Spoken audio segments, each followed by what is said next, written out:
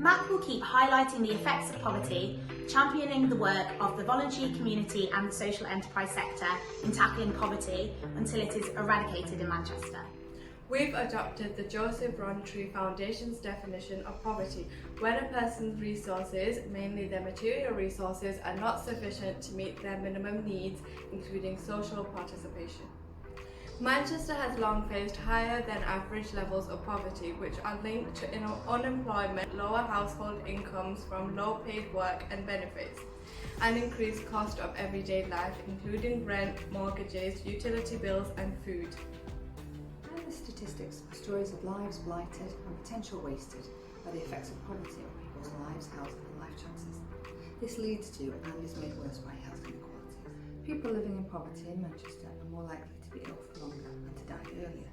There are also disparities within the city, with a life expectancy gap of 8 years for men and 6 years for women between those living in the most affluent and least disadvantaged areas. People in Manchester should have an income that is enough to live a happy, healthy life and not just survive. Many jobs in Manchester are still underpaid and insecure. This directly leads to poverty, as people are not paid enough to live and cannot save money as a protection from any financial shocks. Added to this, the safety net of our social security system no longer does enough to protect people from poverty. It is consistently shown that people receiving benefits are still falling into poverty and are having to make really tough financial decisions.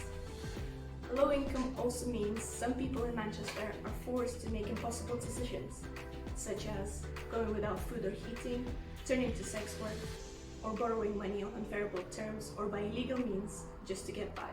Manchester charities, community groups, voluntary organisations, social enterprises and the community work of faith groups plays an essential role in supporting those dealing with the day-to-day challenges of living in poverty.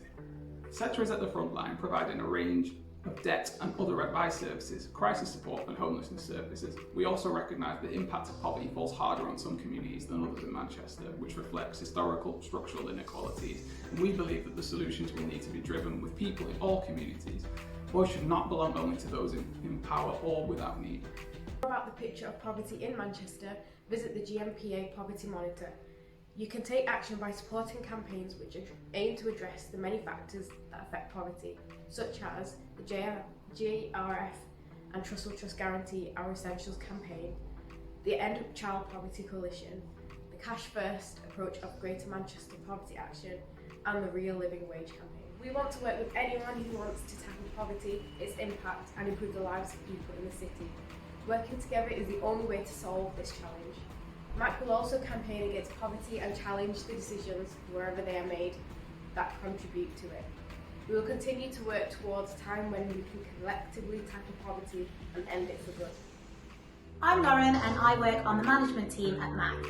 I support our statement on poverty because I believe that poverty is not inevitable.